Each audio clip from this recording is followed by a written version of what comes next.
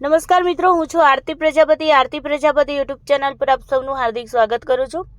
મિત્રો, ઘણા બધા મિત્રોનો પ્રશ્ન વારંવાર આવી રહ્યો છે કે મેમ જીપીએસસી દ્વારા એક્ઝામ લેવાવાની છે કે નથી લેવાવાની, કે જીપીએસસી આસિસ્ટન્ટ પ્રોફેસર માટે મેરિટ બેઝ ભરતી કરશે, કઈ રીતનું છે। તો જે કન્ફ્યુઝન તમારી અંદર છે એનો જવાબ હું આજે તમને બધું એનાલિસિસ કરેલું છે એના આધારે આપીશ। જો કે આ એનાલિસિસ મેં તમને ઘણા બધા દિવસ પહેલાં ટેલિગ્રામમાં આખું સેન્ડ કર્યું હતું, બટ તેમ છતાં પણ ઘણા બધા મિત્રોના મેસેજ ઉપર મેસેજ આવે છે, માટે હું આ વિડીયોના માધ્યમથી તમારા સુધી એનાલિસિસ પહોંચાડવાનો પ્રયત્ન કરી રહી છું। તો ચાલો ડાયરેક્ટ હું તમને ટેલિગ્રામ ચેનલ ઉપર જ લઈ જાઉં, જે મારી ઓફિશિયલ ટેલિગ્રામ ચેનલ છે એના ઉપર તમને લઈ જાઉં છું જીસેટની। એની અંદર તમે અહીંયા જોશો તો 26 નવેમ્બરે આ મેસેજ મેં મૂક્યો હતો અને એની અંદર વારંવાર એ વખતે પણ પ્રશ્નો આવતા હતા અને પ્રશ્નોના સંદર્ભે મેં અહીંયા એનાલિસિસ આખું કરી અને સમજાવેલું હતું। તો ચાલો એનાલિસિસને સમજીએ કે જો અત્યાર સુધી જે આસિસ્ટન્ટ પ્રોફેસરની જે ભરતી થતી હતી એ 3 પ્રકારે આપણને જોવા મળતી હતી। પહેલી એ હતી કે ભાઈ જો તમારે સરકારી કોલેજમાં આસિસ્ટન્ટ પ્રોફેસર બનવું હોય તો જીપીએસસી દ્વારા પ્રિલિમિનરી એક્ઝામ લેવાતી હતી અને એના પછી ઇન્ટરવ્યૂ લેવાતું હતું ને ઇન્ટરવ્યૂના આધારે પછી મેરિટ બનતું હતું અને મેરિટના આધારે તમને તમારી ભરતી થતી હતી, એટલે ગવર્મેન્ટમાં। બીજું સેકન્ડમાં એવું હતું કે યુનિવર્સિટી ડાયરેક્ટ ઇન્ટરવ્યૂ લઈ અને ભરતી કરે છે, તો એ રીતે પણ થતું હતું। ત્રીજું છે કે ગ્રાન્ટેડ કોલેજો જે છે, તો ગ્રાન્ટેડ કોલેજોમાં શું હતું કે એડમિશન મેરિટ પહેલું એનું બનતું હતું, મેરિટ બેઝ હતું અને મેરિટ પછી ઇન્ટરવ્યૂ નોર્મલ ઇન્ટરવ્યૂ લેવાતું હતું અને એના આધારે પછી એમની ગ્રાન્ટેડમાં ભરતી કરવામાં આવતી હતી। ઠીક છે, આ 3 પ્રકારે ભરતી આપણને આ સિસ્ટમ પ્રોફેસરમાં જોવા મળે છે, જે આપણે કહી શકાય કે કાયમી ધોરણે કરવામાં આવતી। પહેલાં શરૂઆતી તમને ફિક્સ પગારમાં હોય, પછી તમારું કાયમી થઈ જતું હોય છે। અહીંયા આપણે જોઈએ કે પહેલા પ્રકારની જે ભરતી છે, બરાબર, જે જીપીએસસી દ્વારા લેવાતી હતી પ્રિલિમિનરી એક્ઝામ અને એના પછી ઇન્ટરવ્યૂ લેવાતું હતું। એની અંદર એવું હતું ક્વોલિફિકેશનમાં કે પીએચડી તમારી પાસે હોવું જોઈએ, તમે પીએચડી કરેલું હોવું જોઈએ, અથવા તો તમે યુજીસી નેટની એક્ઝામ અથવા તો સાયન્સના સ્ટુડન્ટ છે તો સીસર નેટની એક્ઝામ ક્વોલિફાઈડ હોવી જોઈએ, અથવા તો તમે ગુજરાત રાજ્ય તરફથી જે સ્ટેટ એલિજિબિલિટી ટેસ્ટ લેવાય છે એટલે કે સેટની એક્ઝામ લેવાય છે એ તમે ક્વોલિફાઈડ હોવા જોઈએ। આ 3માંથી કોઈ પણ એક ક્વોલિફિકેશન તમારી હોય તો તમે જીપીએસસીની જે આસિસ્ટન્ટ પ્રોફેસરની એક્ઝામ છે આપવા માટે એલિજિબલ કહેવાતા હતા। એની અંદર પ્રિલિમિનરીના 50% માર્ક્સ તમારા ગણાતા હતા। પ્રિલિમિનરી એક્ઝામમાં તમે જે સ્કોર લાવતા હતા એ સ્કોરમાંથી તમારા 50% સ્કોર તમારા મેરિટમાં ગણાતા હતા અને ઇન્ટરવ્યૂના 50% માર્ક્સ તમને ત્યાં મળતા હતા, એટલે આ રીતે 50-50%નું લેવલ રહેતું હતું। યુનિવર્સિટી દ્વારા જ્યારે ડાયરેક્ટ ઇન્ટરવ્યૂ લેવામાં આવે છે તો ત્યાં તમારી પાસે કાં તો તમે પીએચડી કરેલું હોવી જોઈએ, કાં તો તમે યુજીસી નેટ અથવા તો સાયન્સના સ્ટુડન્ટ છો તો સીસર નેટની એક્ઝામ તમે ક્લિયર હોવા જોઈએ, અથવા તો જે સેટ આપણે કહીએ છીએ ગુજરાત રાજ્ય તરફથી લેવાય છે એ તમે પાસ હોવા જોઈએ। એટલે કે જીપીએસસી જે રીતે ક્વોલિફિકેશન મેન્શન કરેલી છે એવી જ ક્વોલિફિકેશન યુનિવર્સિટી દ્વારા અહીંયા મેન્શન કરેલી છે। પણ ફર્સ્ટ પ્રાયોરિટી યુનિવર્સિટીવાળા પીએચડીના જે સ્ટુડન્ટ છે, પીએચડી કરી ચૂકેલા છે એવા સ્ટુડન્ટને પહેલી પ્રાયોરિટી આપતા હતા। ઠીક છે, આપે જ છે, આપતા હતા એવું નહીં કહીએ, બટ આપે જ છે। એના પછી જોઈએ કે ગ્રાન્ટેડ કોલેજ જે છે એની અંદર જે એકેડેમિક મેરિટ અને ઇન્ટરવ્યૂ જે લેવાતા હતા એના આધારે જે ભરતી થતી હતી એ ભરતી કઈ રીતે થતી હતી, કારણ કે અહીંયા પ્રશ્ન એ રીતે આવ્યો છે સોશિયલ મીડિયા થ્રુ અમને જે મેસેજ મળ્યા છે, તમને જે મેસેજ મળ્યા છે, જેના કારણે તમે અત્યારે કન્ફ્યુઝ છો જીપીએસસીના જે નિર્ણય સાથે, એ કન્ફ્યુઝનને દૂર કરવા માટે હું અહીંયા તમને પહેલાં જણાવી દઉં કે ઉડતા સમાચાર કહો કે સોશિયલ મીડિયા થ્રુ સમાચાર કહો એવા આવી રહ્યા છે કે જીપીએસસી આ વખતે એક્ઝામ આસિસ્ટન્ટ પ્રોફેસરની નહીં લે, બટ એની જગ્યાએ તેઓ મેરિટ બેઝ ભરતી કરવાના છે। આવા મેસેજ જે આવ્યા છે આપણી પાસે સોશિયલ મીડિયા થ્રુ આવ્યા છે, નહીં કે ઓફિશિયલ વેબસાઇટ થ્રુ અથવા તો ઓફિશિયલ મેસેજ આપણને એવા કંઈ મળ્યા છે, બરાબર. એટલે કે આપણને જીપીએસસી થ્રુ કોઈ મેસેજ નથી મળ્યા, સોશિયલ મીડિયા થ્રુ મેસેજ આવ્યા છે. એટલે આ જે મેસેજ છે 100% સાચા છે એવું આપણે ક્યારેય ન માનવું. સોશિયલ મીડિયાનો તમે અત્યારે જુઓ છો કે કેટલો બધો સદુપયોગ પણ થઈ રહ્યો છે અને સાથે સાથે દુરુપયોગ પણ થઈ રહ્યો છે. જો આ રીતની ભરતીની વાત આવતી હોય તો અહીંયા બે પ્રકારની આપણે વાત કરીશું. પહેલા પ્રકારની વાત મેં તમને કરી લીધી કે interview preliminary exam plus interview દ્વારા અત્યાર સુધી જીપીએસસી જે રીતે એક્ઝામ લઈ અને ભરતી કરતી હતી એ ભરતી, અને બીજી જે આપણી પાસે અત્યારે સોશિયલ મીડિયા થ્રુ જે મેસેજ આવ્યા છે એમાં જે મેરિટ બેઝની વાત કરી છે એની વાત. તો સૌથી પહેલાં અહીંયા મેરિટ બેઝ હું તમને સમજાવું કે કઈ રીતનું આપણને મેરિટ બનતું હોય છે, કેવી રીતે કયા કયા સ્કોરિંગ ગણાતા હોય છે, જે ગ્રાન્ટેડ કોલેજની અંદર જ્યારે ભરતી કરે છે ત્યારે એ લોકો કરતા હોય છે. તો સેમ આપણને હજી એ પણ નથી ખબર કે મેરિટ બેઝ જો એ લોકો ભરતી કરશે તો કઈ રીતે મેરિટ ગણશે, બરાબર. પણ અહીંયા પ્રોબેબિલિટી આપણે જે ગ્રાન્ટેડ કોલેજમાં જે મેરિટ બેઝ એ લોકો ભરતી કરે છે એના આધારે આપણે અનુમાન લગાવીએ. તો અહીંયા મેં આખું એનાલિસિસ તમને શેર કરેલું હતું. મને નથી સમજાતું કે તમે બધા ક્યાં સૂઈ જાઓ છો કે જ્યારે હું તમને આવા એનાલિસિસના મેસેજ ટેલિગ્રામમાં મોકલું છું ત્યારે તમે ક્યાં સૂઈ જાઓ છો. ઠીક છે, કાંઈ વાંધો નથી, સૂતા છો તો હવે વિડીયોના માધ્યમથી જાગી જાઓ અને અહીંયા તમને એનાલિસિસ જે સમજાવું છું એને તમે સમજવાનો પ્રયત્ન કરજો. ક્વોલિફિકેશન્સ અહીંયા કઈ રીતે ગણાતી હોય છે એ ઇમ્પોર્ટેન્ટ છે. મેરિટ બેઝની અંદર ગ્રેજ્યુએશનની અંદર તમને મેક્સિમમ 21 માર્ક્સ એ લોકો મૂકતા હોય છે ગ્રેજ્યુએશનના. હવે 21 માર્ક્સ કઈ રીતના ગણાય છે એ પણ અહીંયા મેક્સિમમ 21 માર્ક્સ કયા છે તો કઈ રીતના, તો તમારું ગ્રેજ્યુએશનની અંદર 80% ઉપર તમારા માર્ક્સ હોય તો તમારા 21 માર્ક્સ તમારા પૂરેપૂરા તમને મળશે. જો તમારા 60%થી લઈને 80%થી ઓછા, ઠીક છે, તો એટલા હોય 60%થી ઉપર અને 80%થી નીચે તમારો પર્સન્ટેજ હોય તો તમને મળશે અહીંયા 19 માર્ક્સ, અને 50%થી લઈને 50%થી વધુ 60%થી ઓછા હોય તો તમારે 16 માર્ક્સ તમને મળશે. જ્યારે અહીંયા વાત કરી છે કે 45%થી ઓછા અને 55% સુધીના તમને 45%થી ઉપર અને 55%થી ઓછા હશે તો તમને 10 માર્ક્સ મળશે. અહીંયા ધ્યાન આપીશું. તમને એમ થશે કે મેમ ગ્રેજ્યુએશનમાં 45%, યસ, ગ્રેજ્યુએશનમાં 45% સુધી તમારા ચાલશે, બરાબર. બટ જ્યારે આપણી પાસે જ્યારે મેન ક્વોલિફિકેશન આપણી કઈ હોય છે પોસ્ટ ગ્રેજ્યુએશન, જ્યારે તમારી ભરતી કરતા હોય છે એમાં પોસ્ટ ગ્રેજ્યુએશન એટલે કે માસ્ટર્સ તમે કર્યું છે એની અંદર તમારું 50% ઓબીસી એસસી એસટી કેટેગરીવાળા માટે હોવા જોઈએ, અને જે ઈડબ્લ્યુએસ અથવા તો ઓપન જનરલ કેટેગરી જેને કહે છે એ લોકો માટે મિનિમમ 55% હોવા જોઈએ, હે ને. તો એ જ વસ્તુ અહીંયા ફોલોઅપ થશે. પોસ્ટ ગ્રેજ્યુએશનની વાત કરીએ તો અહીંયા મેક્સિમમ તમને મળશે 25 માર્ક્સ મળશે. 80%થી વધારે તમારા માર્ક્સ હશે તો તમને 25 માર્ક્સ પૂરા મળશે. જો તમારા 60%થી વધુ અને 80%થી ઓછા માર્ક્સ હશે તો તમને 23 માર્ક્સ મળશે, અને 55%થી તમારા ઓછા અને 55%થી વધુ અને 60%થી ઓછા હશે તો 20 માર્ક્સ મળશે. અને જો તમે ઓબીસી એસસી એસટી પીડબ્લ્યુડી કેટેગરીમાં આવતા હશો તો 50%થી વધારે અને 60%થી ઓછા હશે તો તમને 20 માર્ક્સ મળશે, ઠીક છે. તો આ રીતે તમારું માસ્ટરનું અહીંયા સ્કોરિંગ બનશે.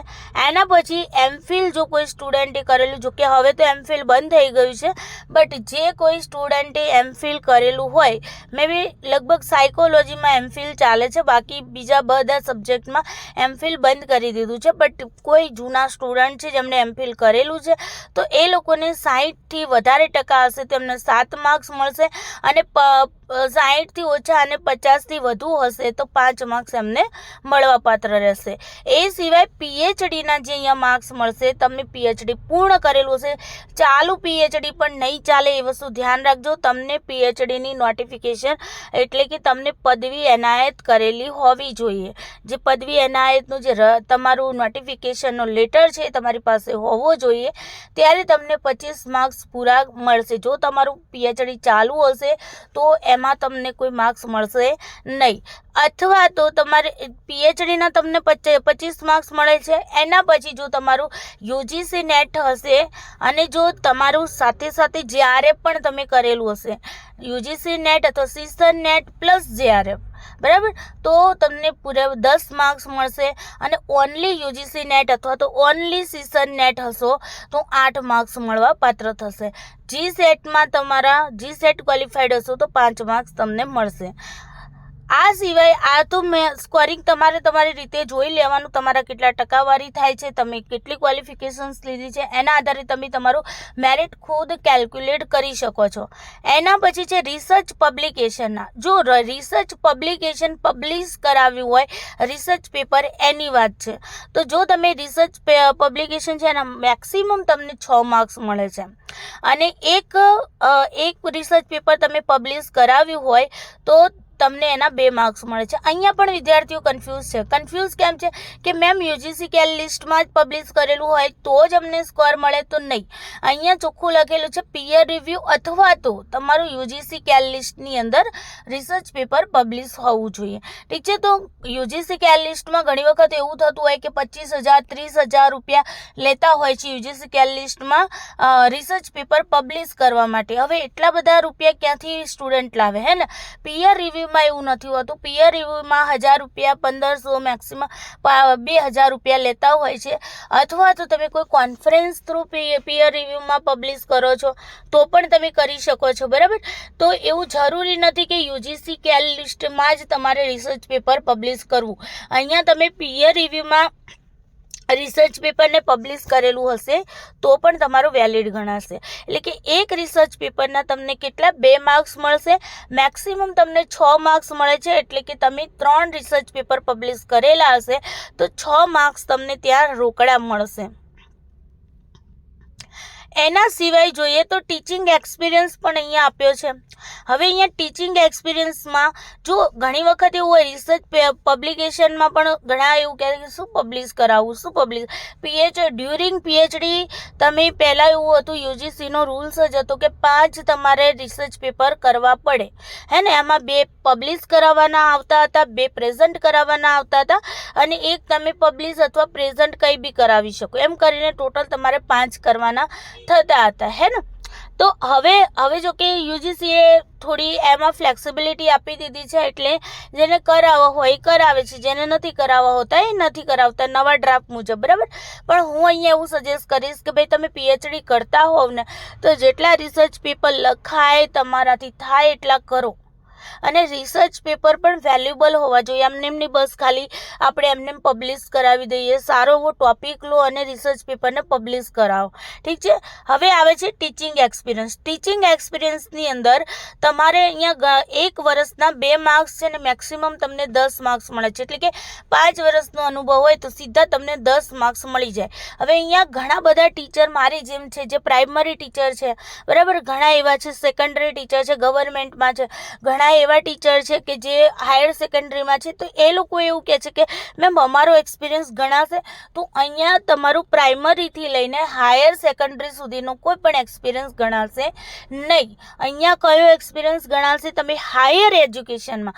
જો હું અહીંયા હાયર સેકન્ડરી કે હાયર પેલી 1 થી 12 ધોરણની વાત નથી કરતી, અહીંયા હું કોલેજ લેવલની વાત કરું છું. તો હાયર એજ્યુકેશનમાં એટલે કે તમે કોલેજ લેવલમાં, ગ્રેજ્યુએશનમાં અથવા માસ્ટરમાં બાળકોને ભણાવેલા હોય, બરાબર, અને એનો એક્સપિરિયન્સ તમારો વેલિડ ગણાશે. ચાહે પછી તમે ગ્રાન્ટેડ કોલેજમાં ભણાવેલું હોય, બરાબર, અથવા તો તમે ગવર્મેન્ટ કોલેજમાં ભણાવેલો હોય. તો ગ્રાન્ટેડ કોલેજ અથવા તો ગવર્મેન્ટ કોલેજનો તમારો જે એક્સપિરિયન્સ છે એ તમારો વેલિડ ગણાશે. અહીંયા પ્રાઇવેટ કોલેજનું કંઈ વાત કરેલી નથી, એટલે એવું બની શકે કે પ્રાઇવેટ કોલેજનો એક્સપિરિયન્સ નહીં ગણાતો હોય, બરાબર.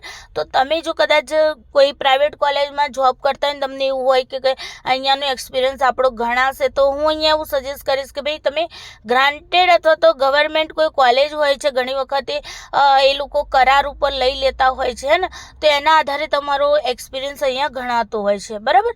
તો આ થઈ ગયું ટીચિંગ એક્સપિરિયન્સની વાત. અવોર્ડ કોઈને મળેલો હોય, નેશનલ લેવલે જો તમને કોઈ અવોર્ડ મળેલો હોય એજ્યુકેશન ફિલ્ડની અંદર તો તમને એના 3 માર્ક્સ મળે છે. અને સ્ટેટ લેવલે તમને જો અવોર્ડ મળેલો હોય તો 2 માર્ક્સ તમને એના પરિણામ મળે છે. તો આ રીતે તમારું આખું મેરિટ બનતું હોય છે. હવે જુઓ અહીંયા જે તમારો પ્રશ્ન છે ને, જો અહીંયા આ વખતની ભરતી જે છે બરાબર, તો જો નંબર 1 મુજબ, નંબર 1 એટલે કે પ્રિલિમિનરી એક્ઝામ પ્લસ ઇન્ટરવ્યૂ મુજબ જો તમારી ભરતી થાય જીપીએસસી થ્રુ, તો એના સારા પાસા શું હોઈ શકે? તો જો ભાઈ વગર પીએચડી અથવા તો નેટ ન કરેલું અથવા તો સેટને, ત્રણમાંથી કોઈ બે વસ્તુ ન હોય પણ એક વસ્તુ તમારી પાસે છે, તો તમે એક્ઝામ આપી શકશો, હે ને? એટલે કે કોઈ પણ એક જ વસ્તુ તમારી પાસે હશે તો તમે એક્ઝામ આપી શકશો.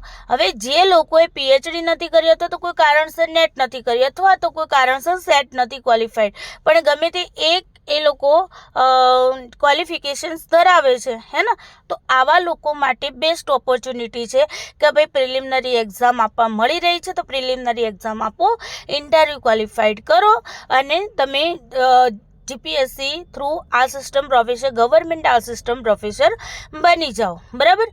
પણ એક વસ્તુ તમારે એ વસ્તુને ધ્યાનમાં રાખવાની છે કે યુજીસીનો જે નવો ડ્રાફ્ટ થયો, એ ડ્રાફ્ટના બેઝ ઉપર જે રૂલ રેગ્યુલેશન નક્કી થયા છે એ મુજબ આગળ જતાં જ્યારે તમારે પ્રમોશન જોઈશે, એની અંદર એ લોકોએ ડ્રાફ્ટની અંદર એટલે કે જે રૂલ્સ રેગ્યુલેશન્સ નવા બનાવ્યા ન્યૂ એજ્યુકેશન પોલિસી અંતર્ગત, તો એની અંદર કહ્યું છે કે ભાઈ લેવલ આપ્યા છે. તો ફર્સ્ટ લેવલમાં તો તમારે આ રીતે જીપીએસસી ભરતી કરે અને તમને તે આસિસ્ટન્ટ પ્રોફેસર બનવા મળે તો બરાબર છે, તો બટ જ્યારે તમારે સેકન્ડ લેવલ ઉપર જવું હોય, પ્રમોશન જોઈતું હોય, તો ત્યાં તમારે પીએચડી કમ્પલસરી છે. આ વસ્તુ ધ્યાન રાખવાની. એટલે આપણે એવું માનતા હોય ને કે ભાઈ આપણે નેટ ક્વોલિફાઈડ થઈ જઈશું, જીસેટ કાં તો જીસેટ ક્વોલિફાઈડ થઈ ગયા અને આપણે મતલબ કે આસિસ્ટન્ટ પ્રોફેસરમાં લાગી જઈશું, પછી આપણે પીએચડી કરવાની ઝંઝટ નથી, પીએચડી કરવું નહીં પડે, 3-4 વર્ષ આપણે ભોગ નહીં આપવો પડે. તો એ વસ્તુ તમારા માઇન્ડમાંથી ડિલીટ કરી નાખો, એકદમ ડિલીટ કરી નાખો અને ધ્યાન રાખો કે આગળ જતાં પ્રમોશન માટે તમારે પીએચડી કમ્પલસરી કરવું પડશે. ઠીક છે? તો આ વસ્તુ, હવે આ વસ્તુના નરસા એટલે કે નકારાત્મક પાસું કયું છે?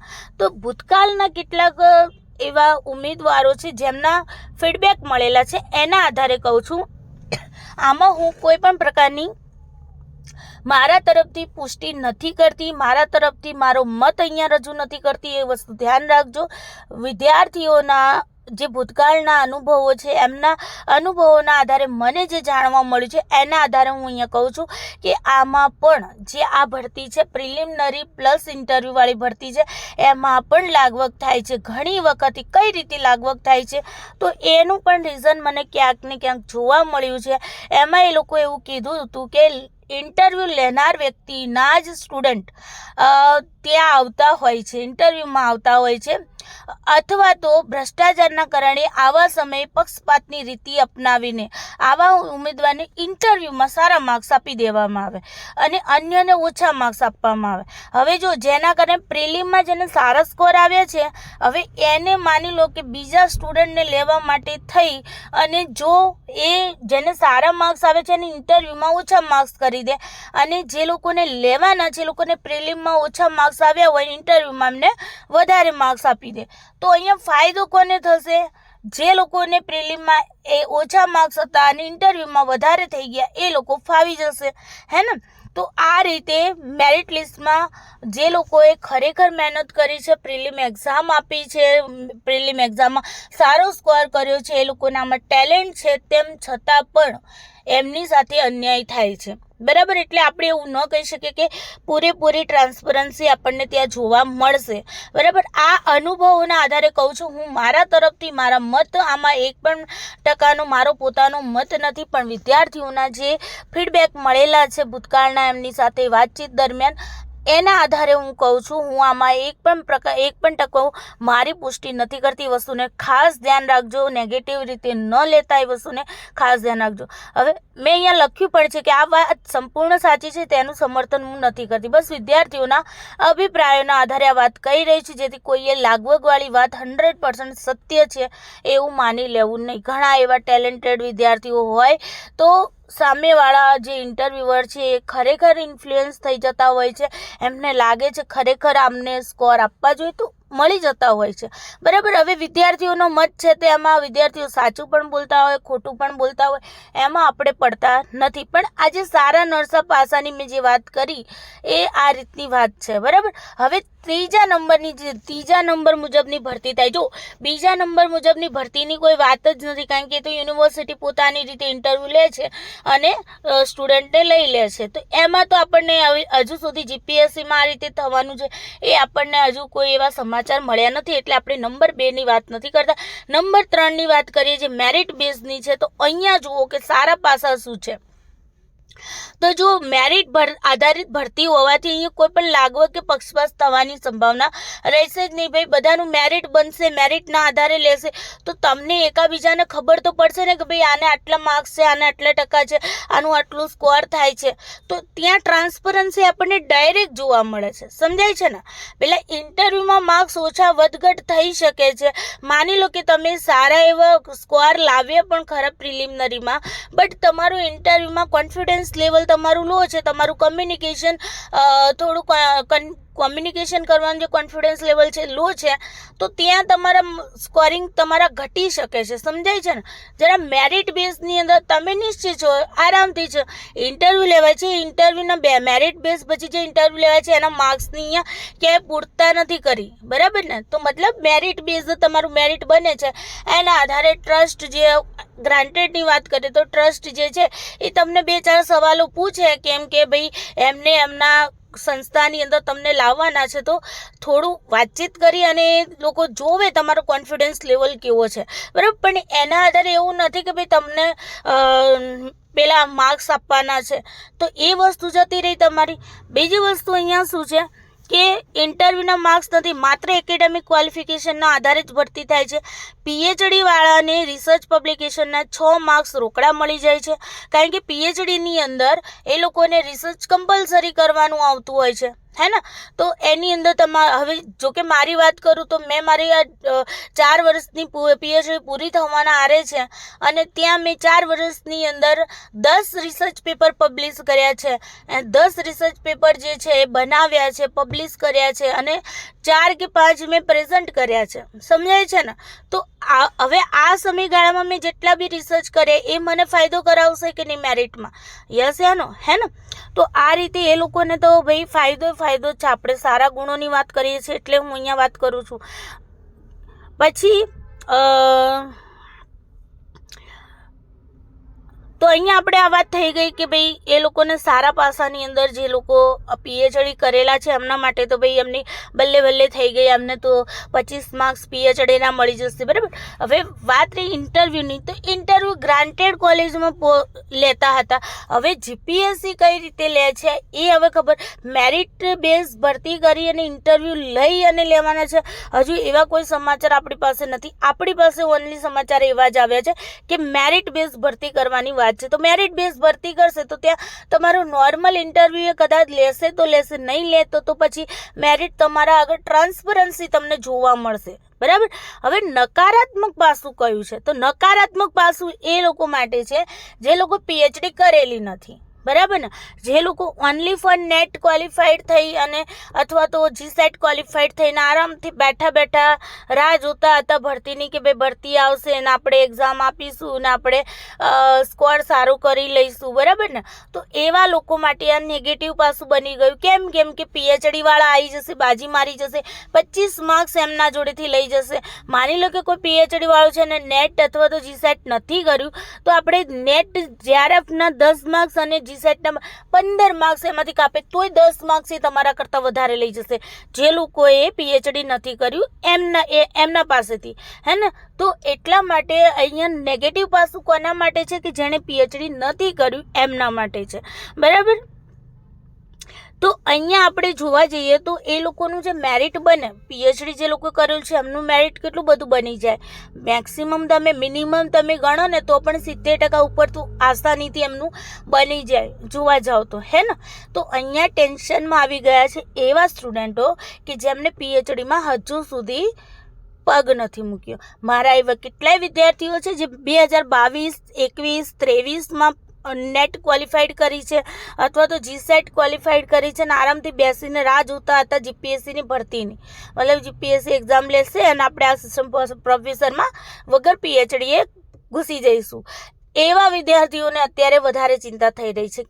કેમ કે એ લોકો તો રાહ જોઈને બેઠા હતા, હે ને. પેલું કહેવત છે ને કે બેઠેલાનું નસીબ બેઠું રહે, ઊભેલાનું ઊભું રહે, દોડતાનું દોડતું રહે, હે ને, ચાલતાનું ચાલતું રહે.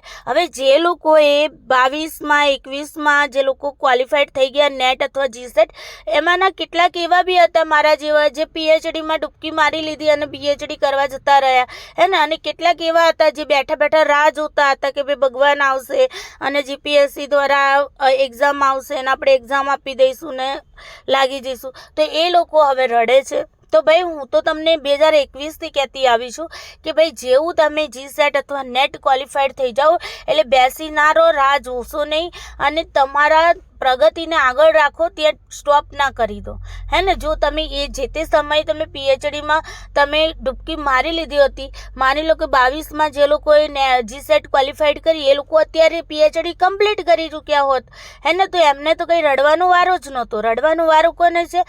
જે બેસી રહ્યા છે, હે ને, એ લોકોને, અથવા તો જે લોકો હમણાં નેટ જીસેટ ક્વોલિફાઈડ કરી છે એ લોકોને. તો જો ટ્રાન્સપરન્સી જો ઘણી વખત વિદ્યાર્થીઓ એમ કહેતા કે ટ્રાન્સપરન્સી નથી ભરતીમાં. ટ્રાન્સપરન્સી જોઈતી હોય તો મેરિટ બેઝ ભરતી થવા દો. ટ્રાન્સપરન્સી નથી જોઈતી અને ડાયરેક્ટ શોર્ટકટ રસ્તો જોઈએ છે અને પછી આગળ જઈને એની મથામણ પીએચડીની તો કરવાની અને એવામાં લાગવગવાળામાં જવું હોય, બરાબર ને, જ્યાં તમને ખુદને બી નથી ખબર કે તમારા ઇન્ટરવ્યૂના માર્ક્સ કેમ કપાણા છે, હે ને, કેમ નથી આપ્યા તમને માર્ક્સ, કેમ વધારે આપ્યા છે, કેમ ઓછા આપ્યા, જેનું તમને કોઈ રીઝન જ ખબર નથી. એવામાં તમારે ઉલઝનમાં પડવું હોય તો પછી તમારે એ તરફ જવું જોઈએ, હે ને. તો જે થાય છે એને થવા દો. હું એવું નથી કહેતી કે આ રસ્તો સારો છે, નંબર 3 વાળી ભરતી બી મેરિટ બેઝ ભરતી સારી છે, પ્રિલિમિનરી એક્ઝામવાળી ભરતી સારી છે કે ખોટી છે, એવું હું કશામાં નથી કહેતી. મારા માટે તો બધું સારું જ છે. પ્રિલિમિનરી એક્ઝામ લેવાય તો બી બેસ્ટ છે અને પેલી મેરિટ બેઝ થાય તો બી બરાબર જ છે. બસ આપણી તૈયારી હોવી જોઈએ. હું હંમેશા કહું છું કે ક્યારે અટકો નહીં, ક્યારે રોકાઈ ન જાઓ, ક્યારે ઊભા ના રહી જાઓ, આગળ સતત ચાલતા રહો. કંઈ નક્કી ન કહેવાય, આગળ જતાં તમારી પાસે કોઈ પણ ક્વોલિફિકેશન માંગી શકે છે. પછી ત્યાં તમે દોડધામ કરશો, ઉંમર જતી રહેશે, તમે વાંચી નહીં શકો, તમે યાદ નહીં રાખી શકો, પછી ક્યાં જશો? સમજાય છે ને હું જે કહેવા માગું છું? મારું જે મતલબ મને એમ થાય છે કે જે સ્ટુડન્ટોને હું આટલી રાડો પાડીને કહેતી હોઉં છું કે ભાઈ તમે આગળ હવે અટકી ના જશો, રિઝલ્ટ આવી ગયું, હવે આપણે લાલા લેરિયા કરીએ, હે ને, એવું બધું ના કરો. તમારું આગળનું ફ્યુચર જ્યાં સુધી સેટ ન થાય ત્યાં સુધી મતતા રહો. તમે જ્યાં એક જગ્યાએ તમે સ્ટેબલ ના થાવ તમારી જોબમાં ત્યાં સુધી તમે દોડતા જ રહો, ચાલતાય નહીં, દોડતા જ રહો, હે ને. ક્યાં ખબર શું ખબર કે કોઈ રસ્તો એવો મળી જાય જે તમારા માટે સારો હોય, હે ને. તો એટલા માટે હવે જે ભરતી થશે, જો મેં તમને સારા નરસા પાસા બધામાં જણાવી દીધા છે અને તમારે એના આધારે જે બી થાય છે એને થવા દો. અને હજુ પણ જે લોકો સૂતા છે, જે લોકો હજુ પણ એવું વિચારે છે કે પીએચડી નથી કરવી, તો હું હજુ પણ કહું છું પીએચડી કરી લેજો. નહીં તો પછી આજથી 5 વર્ષ પછી તમે મને યાદ કરશો કે હા મેડમે કહ્યું હતું પીએચડી કરી લીધી હોત તો સારું હતું, બરાબર. આવનારા સમયમાં તમે પણ કોઈના ગાઈડ બનશો, કોઈ સ્ટુડન્ટના તમારે પણ ગાઈડ કરવા પડશે, તમારે પણ સ્ટુડન્ટ પાસે રિસર્ચ કરાવવું પડશે.